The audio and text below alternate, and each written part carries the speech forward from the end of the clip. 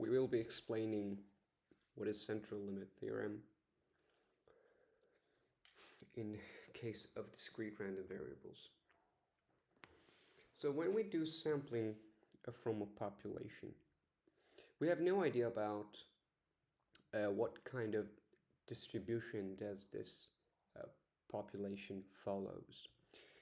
But there is one thing that we can say for sure, and it's that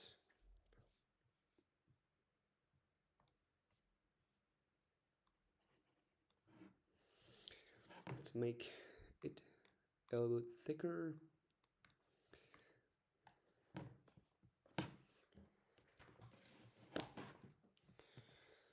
Central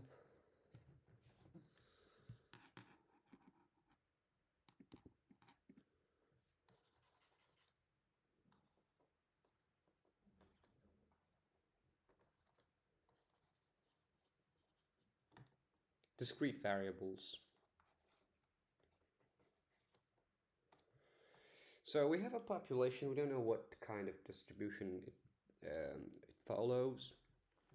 And let's say there is 1,000 people in this population. 1,000 people. And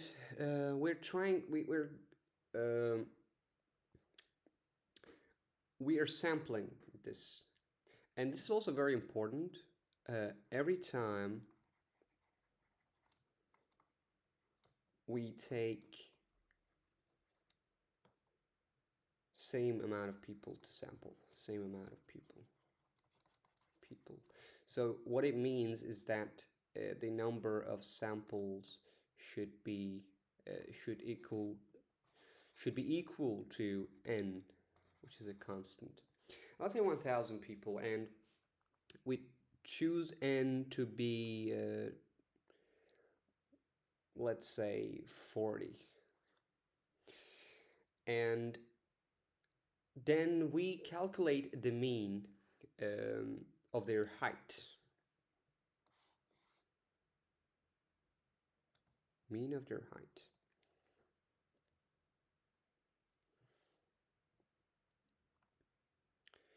Let's say which is 1,7. And we take another 40 people. It's 178. We take another 40 people, randomly choosing 1.6. And we go on like that.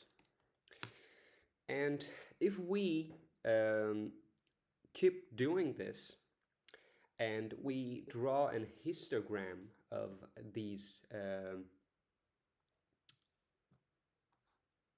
values, then the distribution that we will get is always a normal distribution.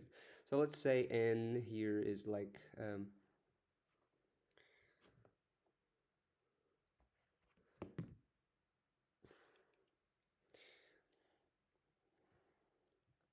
first sample, second sample, third, fourth, fifth, sixth, 7,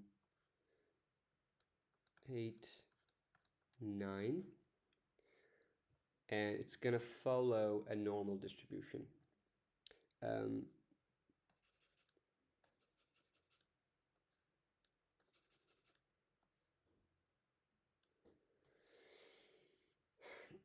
Well, in our case, this is actually this x-axis is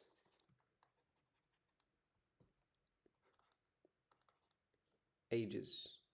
Sorry, heights. And for example, in this case, this is the mean of one sample. This is the mean of another sample. Mean of and 1 point, let's say 6, 1.5, 1.4. And each time when we bump into this height, we add a height to it. And let's say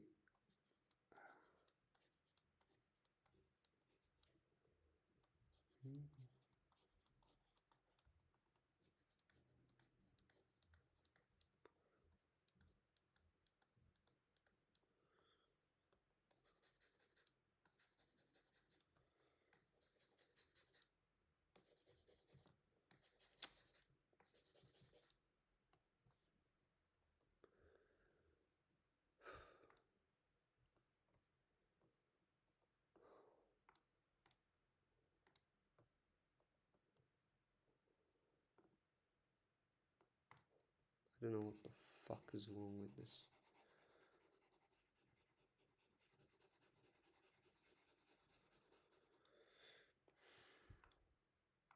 Okay, we go back here.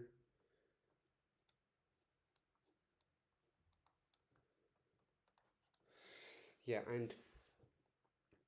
and we draw a kernel density estimation to follow a normal distribution. It doesn't matter what was the original density, what was the original distribution of the population. If we take samples, for example, we choose n 40 or 50, and then each time we calculate their means, and then we plot the distribution of those means, that distribution will be normal distribution. And there's one more thing, is that some people say in order to in order for the central limit theorem to be true, the sample size should be at least 30.